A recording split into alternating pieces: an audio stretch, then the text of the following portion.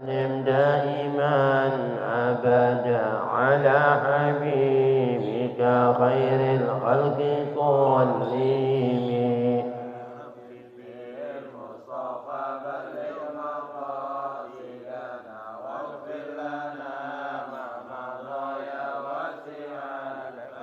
اللهم صل وسلم وبارك عليه وعلى آله.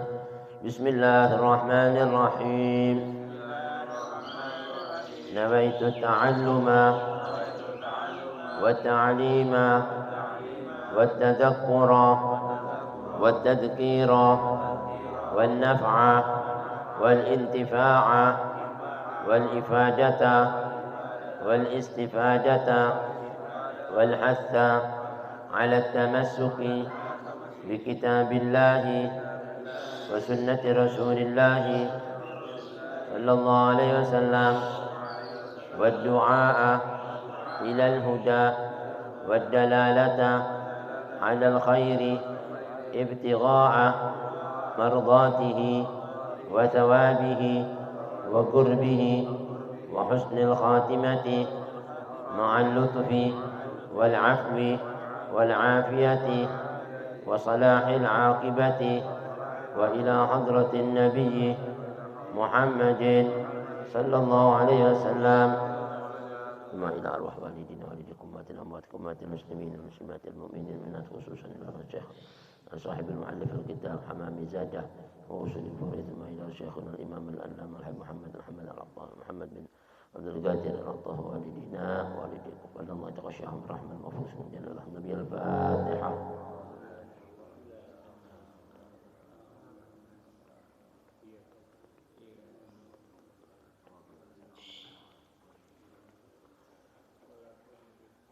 Assalamualaikum warahmatullahi wabarakatuh.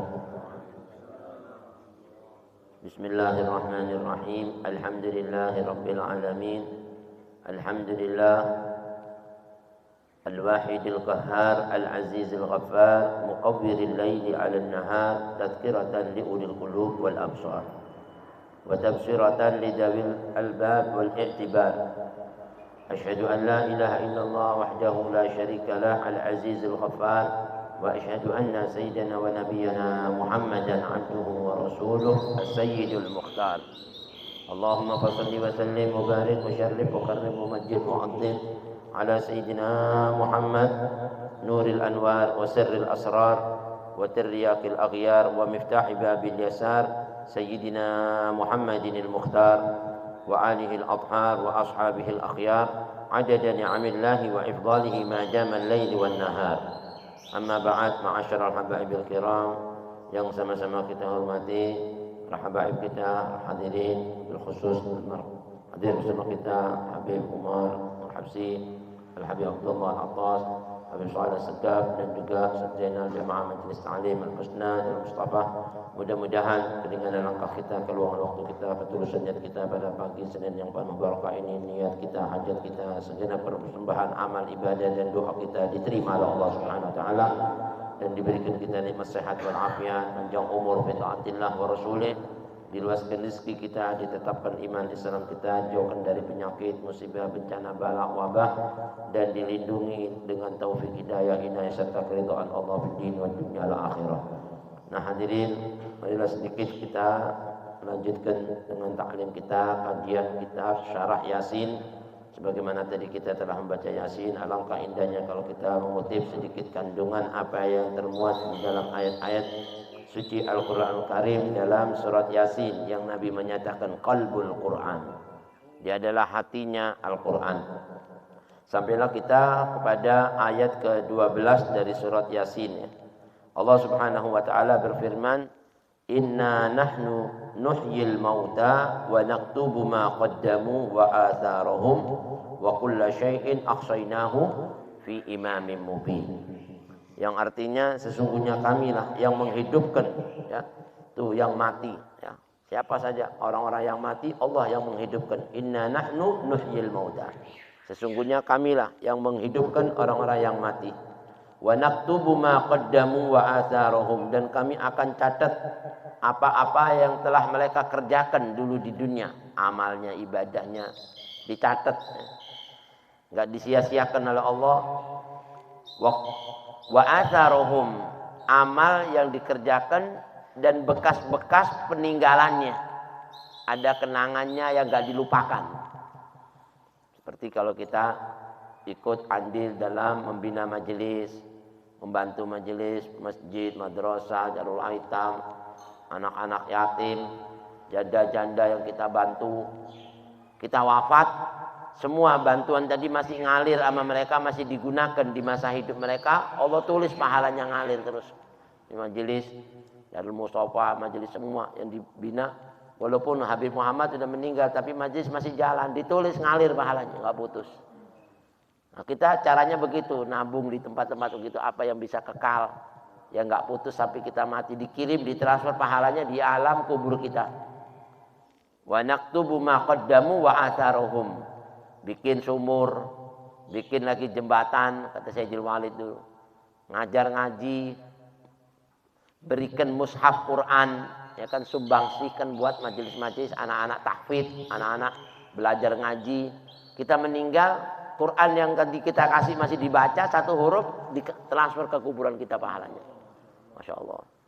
Nah ini banyak ya peninggalan-peninggalan yang nggak habis, seperti Sayyidina Utsman sampai sekarang, bayangin sumurnya masih ada. Ya kan, Sayyidina Utsman dari zaman Nabi sekarang sumurnya masih ada, hotel, ya kan, yang diwakafkan sama dia sampai sekarang digunakan jamaah umroh haji, semuanya mendapatkan pahala, ya kan, dan nggak dikurangi sedikit pun ini. Ya kan, Sayyidina Utsman yang mentransfer, yang bikin tadi dia sumur-sumur tadi. Dan banyak peninggalan baik apa aja yang bisa kita berikan di masa hidup kita. Nanam pohon, kata guru kita dulu, nanam pohon. Kita meninggal pohonnya masih ada, buahnya dimakan binatang, dicolong orang dapat pahala, diniatin sedekah. Ya subhanallah. Nah ini ditulis wa naktubu ma qaddamu wa atharuhum, dan peninggalan-peninggalan mereka. Wa kullu syai'in ahsaynahu fi imamin mubin, dan segala macam sesuatu kami kumpulkan dalam kitab induk yang nyata. Fi imamin mubin maksudnya lauhil mahfuz. Semua dicatat, itu ada. Ya, dikumpulin amal-amal kita semua untuk dijadikan satu tabungan yang kekal selama-lamanya. Inna nahnu nuhyil mauta, kata Imam Syekh Hamamizada, maknanya sesungguhnya kami yang menghidupkan orang-orang yang mati.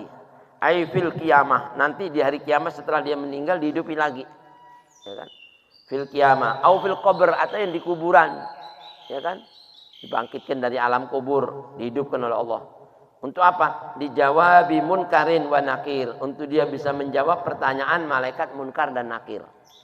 Jadi mati tapi dihidupin, dia bisa jawab. Man rabbuka? Dia ngomong, Allahu Rabbi wa Muhammad. Jadi dihidupin lagi sama Allah. Jadi manusia ini disebut di dalam Al-Quran amat tanasnataini wa ahyaita nasnatain. Kami matikan manusia ini 2 kali dan kami hidupkan 2 kali. Yang tadi asalnya kita ini nggak hidup, di dalam janin mati, dikasih roh hidup sekarang, lahir nih. Nanti kita mati, nanti mati dibangkitkan hidup lagi. 2 kali mati, 2 kali hidup. Amat tanasnatain wa ahyaita nasnatain.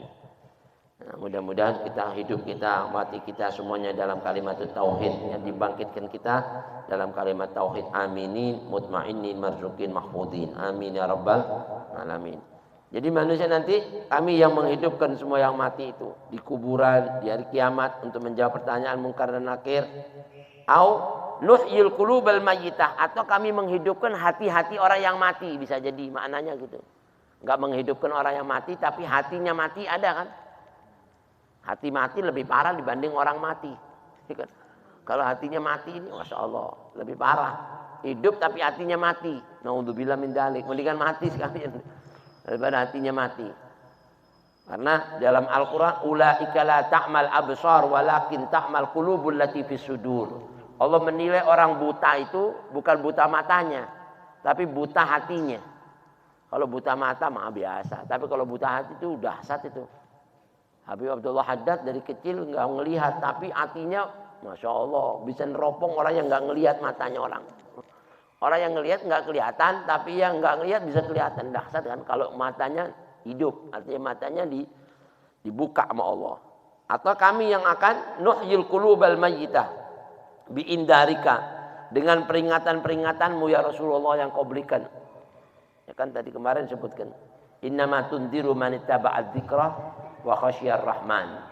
Sesungguhnya orang-orang yang kau kasih peringatan itu orang yang takut sama Allah Ar-Rahman, yang bermanfaat itu. Nah, kalau mereka kau kasih peringatan terus dia takut sama saya, nah saya hidupkan hatinya dengan peringatanmu tadi itu. Subhanallah, dengan nasihat, kadang-kadang maksiat ditegur, tahu-tahu dia ingat peringatannya Rasulullah, jangan maksiat, dihidupkan hatinya jadi dia selamat. Karena ini sekarang ini banyaknya musibah gempa ini salah satu penyebab, salah satu, nggak semuanya, kedurhakaannya orang, kedzalimannya orang. Allah berfirman, wa ma kana muhlikil qura illa wa ahluha zalimun. Nggak mungkin Allah itu membinasakan satu desa, kampung, negeri kecuali kalau penghuninya udah mulai zalim. Ya, karena ini ngeri. Nah, dihidupkan, diingatkan dengan peringatan, nasihat-nasihat, teguran-teguran supaya hatinya hidup kembali mengingat Allah. Wa naktubu ma qaddamu wa atharahum, dan kami akan catat ma qaddamu, apa yang mereka kerjakan dulu, yang kita amalkan ngaji ini. Zikir. Satu huruf yang kita baca diculis. Tulis mereka satu huruf 10 ya minimal. Minimal 10. Luar biasa. Bisa jadi Allah menghendaki lebih daripada itu kalau Allah berkehendak, ya kan? Ma qaddamu, apa yang mereka lakukan. Wa atharahum, dan bekas-bekas apa yang mereka tinggalkan setelah mereka beramal di dunia, meninggal dunia, yang ditinggalin. Alhamdulillah masih ada kenangannya, almarhum dulu ninggalin ini rumah buat ngaji. Meninggal, tapi yang ngaji ini dapat pahala. Semuanya ini umpama pahalanya 50.000 umpama ini. Pahala. Yang hadir 50 dikasih 50.000 ke sono yang tadi yang ngasih tempat. Subhanallah, untung ya. Nah, ini salah satunya wa atharahum.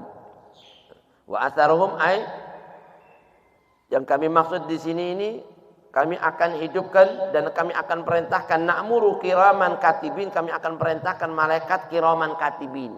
Malaikat kiraman katibin yang mulia yang mencatat amal kita. Itu malaikat apa? Raqib dan Atid, yang nyatat amal baik dan buruk.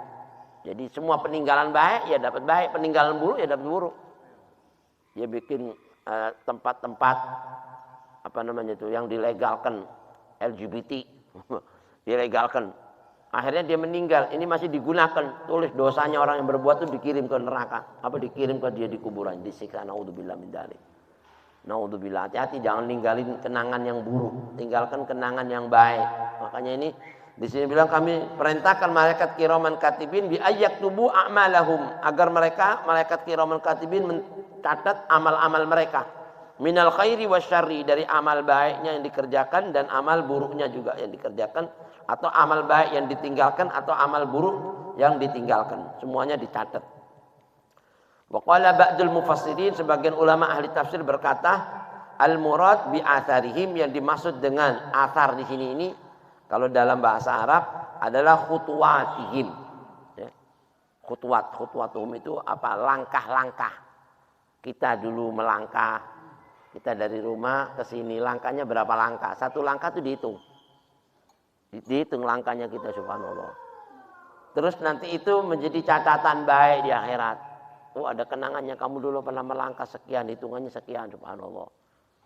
Makanya orang semakin apa namanya ini jauh dalam menuntut ilmu atau sholat ke masjid itu semakin besar.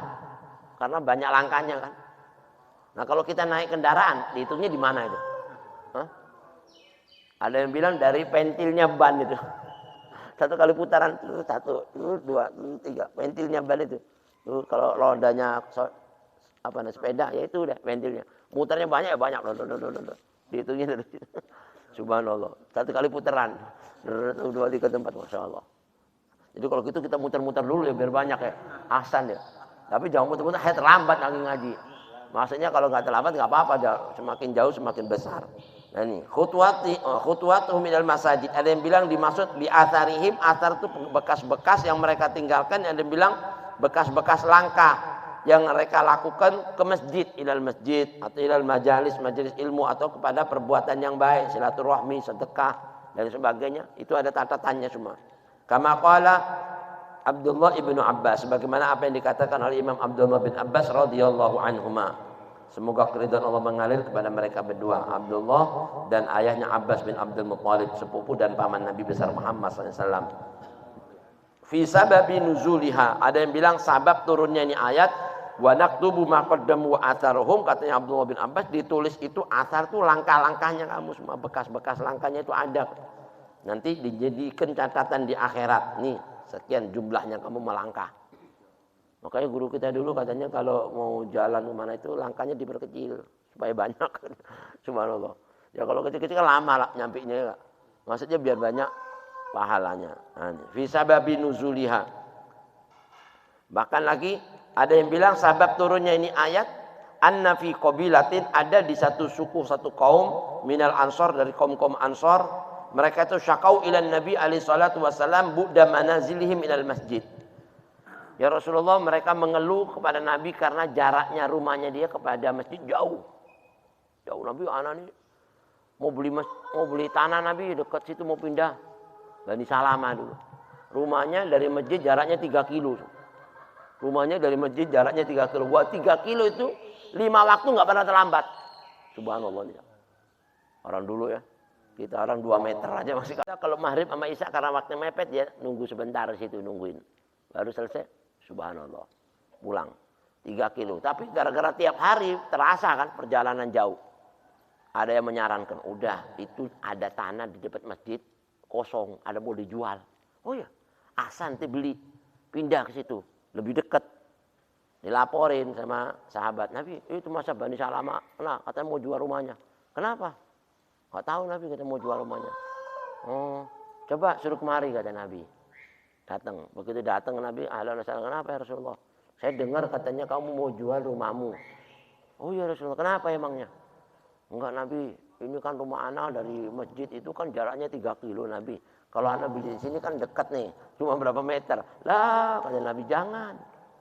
Ya kan? Sesungguhnya langkahmu dari rumah ke masjid itu semuanya Allah hitung tuh pahalanya. Yang satu langkah jadi ampunan dosa, satu langkah jadi angkatan darajat. Itu bukan berangkatnya, pulangnya juga dihitung. Bayangin. Pulangnya masih dihitung. Hah?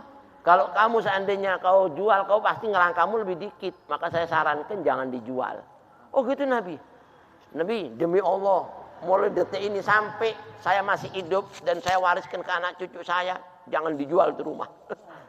Ada yang bilang sampai sekarang masih ada tuh rumahnya katanya. Subhanallah. Hasad ya orang sahabat-sahabat ya. Dari mendengarkan nasihatnya Nabi. Dari menyayangkan pahala itu. Nah kita pahala nggak pernah dipikirin. Kalau dulu pahala. Sayang nih kalau dilepas. Ya kan? Pahala yang besar jadi dikit. Nah ini mereka mengeluh karena jaraknya jauhnya dari rumah menuju masjid. Ya kan? Kama qala Ibnu Abbas. Akhirnya orang tadi itu mengeluh. Fi manazilihim minal masjid. Bahkan mereka wa aradu ayyabnu buyutan indal masjid. Dan mereka punya keinginan untuk membangun rumah-rumah di sebelah masjid. Fa anzalallahu ta'ala hadhil ayah. Lalu Allah turunkan ayat ini. Inna nahnu nuhyil mauta wa naktubu ma qaddamu wa atharuhum. Wa kulla syai'in ahsaynahu. Saya hitung, saya simpan itu. Saya perinci itu. Jangan kau anggap enggak ada hitungannya. Ya kan fi imamin mubin, di kitab pun ada. Lauhil mahfud. Masyaallah tercatat, ya kan? Sayang kalau dilewatkan. Akhir enggak ada jadi jual. Nah, ini sebab turunnya ini ayat dulu ceritanya begitu. Fa anzalallahu ta'ala hadhil ayah wa hiya wa naktubu ma qaddamu wa atharuhum. Fa ulima, maka diketahui dari itu peristiwa atau itu ayat min hada, dari ini kejadian anna man ata ilal masjid. Kalau gitu ada pelajaran, siapa orang yang datang ke masjid min makanin ba'id, dari tempat yang jauh, otomatis katanya itu lebih besar pahalanya dibanding orang yang datang ke masjid dari tempat yang dekat. Ya kan? Jadi seorang yang jauh dari tempat yang jauh yakunu thawabuhu a'dham, maka pahalanya lebih besar mimman ata mim makanin gharib, dibanding orang yang datang dari tempat yang dekat. Kama ruwiya 'anin Nabi alaihi salatu wasallam, sebagaimana diriwayatkan satu hadis dari Nabi besar Muhammad sallallahu alaihi wasallam, Nabi pernah bersabda, ala ukhbirukum kan bima yamhullahu bihil khataaya. Mau enggak kamu aku beritahukan tentang sesuatu yang menghapus dosa-dosa. Kesalahan-kesalahan kita, kekhilafan-kekhilafan kita tiba-tiba dihapus dosanya. Mau enggak? Ya pasti sahabat mau, ya kan? Bahkan wa turfa'u bihil darajat, dan mengangkat darajat-darajat, diangkat darajat-darajat itu dengan sesuatu amalan ini.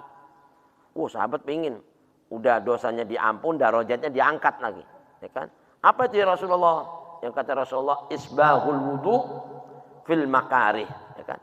Nabi bilang isbahul wudu alal makarih. Orang itu kalau mau menyempurnakan wudunya di saat cuaca-cuaca yang nggak enak di tubuhnya, dingin, tapi wudunya tetap dirapiin, dingin dirap, pahalanya gede. Karena at-thawab ala qadri ta'ab. Pahala itu tergantung kadar di mana kita mengemban kesusahan dalam ibadah. Semakin berat semakin besar pahalanya. Kedinginan kan nggak enak, dingin ya kan, dingin, tapi pahalanya besar. Itu Nabi tahajud, bayangin nanti musim dingin menggigil, keluar rumah ngambil air wudu rapi, gigil, bayang coba. Oh kita kan, udah regut aja aksan. Ini Nabi tetap tahajud, jadi wajib buat nabi-nabi. Ya, kayak gitu, itu pahalanya menghapus dosa-dosa dan mengangkat derajat, khususnya menyempurnakan wudu adal makari. Dan jalan menuju surga itu sesuatu yang nggak disukai banyak, ya kan? Kayak gitu tuh mau masuk surga tapi berat ya, wudu ya kan, berat. Tapi itu menuju surga. Huffatil jannatu bil makari. Jalan menuju surga kadang capek, lelah, nungguin lama. Tapi jalan menuju maksiat enak, maksiat, durhaka, ya kan? Tapi masih neraka, naudzubillah. Nah ini. Wa kasratul khotoya, wa kasratul khutuwat ilal masajid. Banyaknya langkah menuju masjid. Artinya ibadah, sholat, ngaji, zikir. Dan dikiaskan sama ulama juga ilal majalis. Majelis ilmu. Ya kan, untuk nuntut ilmu. Lebih utama lagi katanya ulama. Ya kan. Wantidor sholah ba'da sholah. Dan menanti sholat. Ya, yang kedua setelah sholat yang pertama ditunaikan. Jadi kalau bisa habis sholat maghrib. Mau nunggu isya jangan langsung pulang. Asal tungguin aja. Zikir, ratib, sampai. Wah itu ada ampunan dosa dari menanti tadi itu. Ampunan dosa berapa banyak itu waktu. Jadi ampunan dosa kita dan ngangkat darajat kita. Menunggu sholat ditunaikan sampai sholat yang kedua.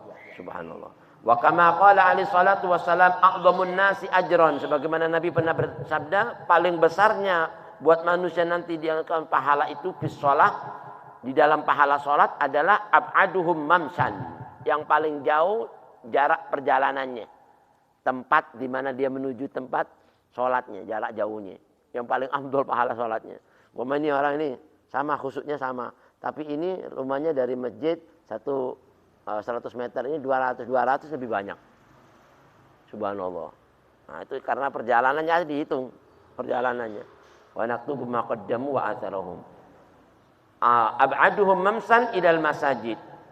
Walladhi yantadirus sholat. Dan orang-orang yang menunggu sholat. Ba'da sholat. Setelah sholat yang pertama. Hatta yusolliha sampai ditunaikan salat yang keduanya ma'al imam bersama imam a'dhamu ajran minalladzi yusolli tsumma yanam tsumma yusolli. Itu lebih utama dibanding orang yang habisnya salat habis gitu tidur terus salat. Yang tadi tidur, yang satu nungguin, enggak tidur. Yang satu tidur terus bangun. Lebih afdal yang nungguin tadi. Kalau tidur kan udah istirahat, istilah katakan. Ini enggak istirahat, nungguin. Karena ada jerih payah. Nilai ma Allah ke pahala lebih besar. Subhanallah. Tsumma yusalli wa ruwiya fi tafsir atharihim, diriwayatkan tentang tafsir ayat atharihim wa naktubu ma qaddamu wa atharahum, itu yakni yang dimaksud ma taraku min sunnatin hasanatin. Apa yang mereka tinggalkan dari sunnah-sunnah yang baik. Ada kan man sanna sunnatan hasanatan falahu ajruha wa ajru man amila biha. Ini hadis. Yang dimaksud kami akan tulis bekas-bekas peninggalan mereka. Yang dimaksud apa? Sunnah-sunnah yang baik yang ia pernah tinggalkan semasa hidupnya. Apa? Sunnatin hasanatin sholihah, sesuatu yang baik yang soleh, ya kan? Faumila, lalu diamalkan amalan-amalan ini sama generasi penerusnya. Umpama kita ngajarin anak, jangan lupa ya, sebelum sholat subuh sholat sunnah 2 rakaat fajar. Ya, ini abah diajarin abah kayak gini. Oh gitu Pak, ya awas jangan ditinggalin ya. Akhirnya dia ingat pesannya orang tuanya, ini ayahnya meninggal. Oh ya apa bilang nggak boleh tinggalin, dia sholat. Ya kan? Itu almarhum udah meninggal di kuburan, anaknya sholat dapat pahala seperti yang sholat tadi itu. Walaupun dia sudah meninggal. Subhanallah. Dan itu ada yang bilang umurnya panjang orang yang nyambung tali silaturahmi sama seperti itu. Seperti dia dikasih satu peninggalan, yang mana peninggalan setelah dia wafat ada kenangan yang nggak dilupakan sama orang yang pernah diajari tadi itu. Amal soleh, dzikir, wirid, tasbih. Kamu baca ya, anak dapat ijazah baca la ilaha illallah Muhammadur Rasulullah. Habis salat 20 kali dari Ustaz Ba'bud dulu kita dikasih. Ini amalin, naam. Sampai sekarang alhamdulillah kita ngamalin. Ini Ustaz Ba'bud dapat. Subhanallah. Dan dia dari orang tua terus sampai semuanya. Nggak putus, subhanallah. Dan itu kita warisin ke anak kita. Ngajar ngaji, ya. Ngajar wirid, ngajar wudhu, ngajar sholat semuanya. Setelah kita meninggal dia ngamalin terus diamalin. Ila yaumil qiyamah. Kalau anak ini ngajarin ke anak lagi, anak nyambung nggak putus sampai yaumil qiyamah. Pahalanya. Nah itu cari yang kayak gitu tuh bagus ya kan. Jadi ada amalan walaupun kita meninggal tapi pahala nggak putus. Seolah-olah ka'annahu lam yamut. Seolah-olah dia nggak meninggal, masih hidup dan beramal soleh. Wa umila, lalu amalan tadi diamalkan oleh generasi min ba'dihi, setelah dia meninggal, biha min ba'dihi. Min ghairi ayyan qusa min ujurihim syai'un, dan enggak dikurangin sedikit pun pahala orang yang berbuat itu, enggak dikurangin karena dia ngajarin kan. Enggak dikurangin, kamu dapat dan dikasih juga sama yang ngajarin. Kalau yang ngajarin tadi itu 20 orang yang diajarin, 20 orang Mama dapat pahala 1 juta. 1 juta itu semua dapat satu-satu Mama. Dan 1 juta dikumpulin kepada yang ngajarin tadi. Subhanallah, transfer. Ya. Ada kan apa usaha multi level apa yang kayak dulu. LMM dia kan. Ini ngumpul dapat. Apalagi Allah. Ya kan? Apalagi Allah. Min ujurihim syai'un. Wa man sanna sunnatan sayyi'atan. Begitu juga keburukannya. Naudzubillah min dzalik. Kalau kita ngajarin orang berbuat dosa. Ya kan? Ngajak maksiat. Terus itu kemaksiatan dilakukan setelah kita meninggal sama yang kita ajarin. Dosanya kayak gitu juga ditransfer ke kuburan kita. Ya kan? Naudzubillah min dzalik. Sunnatan sayyi'atan. Dan keburukan tadi itu katanya Nabi besar Muhammad SAW, kana alaihi wizruha, buat dia dosanya, wa wizru man amila biha, dan dosa orang-orang yang mengikutinya. Kalau 20 orang ngikutin dosanya dia, 20 dosa yang gede-gedenya ditransfer ke dia dosanya. Naudzubillah min dzalik. Dan ini Nabi cerita tentang Habil sama Qabil dulu. Habil sama Qabil, waktu hadis ini dibahas, itu Qabil kata Nabi. Nabiullah, anaknya Nabi Adam. Waktu disuruh sama Allah untuk mengorbankan hartanya yang baik, dia korbankan dari hewan ternaknya kambing yang paling bagus. Ya kan? Untuk dia korbankan di sisi Allah. Karena Allah minta, ya kan? Ayo siapa yang mau menikah dengan saudaranya Qabil harus berkorban. Yang korbannya saya terima, dia boleh nikah dengan dia. Sebetulnya sebelum ayat itu turun, Nabi Adam udah dikasih tahu sama Allah firman. Ya Adam, itu nggak boleh tuh. Qabil, ya kak, kumpul-kumpul sama saudara kandungnya, lahirnya bareng kan. Setiap lahir bareng kan, zaman dulu nggak ada lagi. Ibunya cuma satu udah, Siti Hawa. Lahir langsung kembar. Qabil sama saudara perempuan, kembar. Habil lahir sama saudara perempuannya kembar. Tapi udah mulai balik, udah mulai pacaran. Pacaran ini yang Qabil sama saudara perempuan cantik. Memang cantik saudara perempuannya ini Qabil, cantik. Tapi saudara perempuannya Habil nggak terlalu cantik. Tapi Allah bilang kalau mau nikah, memang karena masih belum ada manusia banyak, jadi saudara sama nggak apa-apa saudara kawin, tapi silang katanya Allah. Qabil boleh nikah sama saudara perempuannya Habil. Nah Habil boleh nikah sama kakaknya, saudara perempuannya itu tadi itu. Apa yang barengan lahirnya sama Qabil. Qabil nggak mau. Wah apaan? Anak boleh kasih anak perempuan jelek lagi. Anak maunya sama sebuah saudara anak sendiri yang cantik. Katanya Nabi ada, lah Qabil nggak boleh, ini wahyu dari Allah. Nggak boleh kau. Nggak mau ya, pokoknya nggak boleh. Awas kamu. Diem dia. Berani berantah ayah. Ya nggak berani. Sekarang mana buktinya apa kalau memang itu saya dilarang? Ada wahyu dari Allah. Mana buktinya? Akhirnya minta petunjuk. Allah turunin, suruh kurbankan. Ya. Apa yang dia miliki, nanti siapa yang diterima korbannya, dia boleh nikah dengan saudaranya Qabil. Nah, Qabil karena dasarnya sakit hati, Habil karena dasarnya cinta. Qabil ngikutin nafsu, Habil ngikutin akal dan waras, akal yang sehat, ngikutin wahyu yang baik.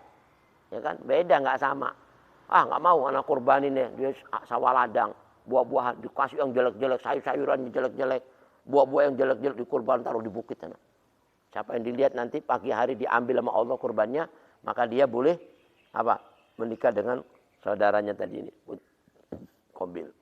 Udah, maka ditaruh sama jelek, taruh satu keranjang jelek-jelek. Tapi Habil, wah ini buat Allah, Allah yang minta.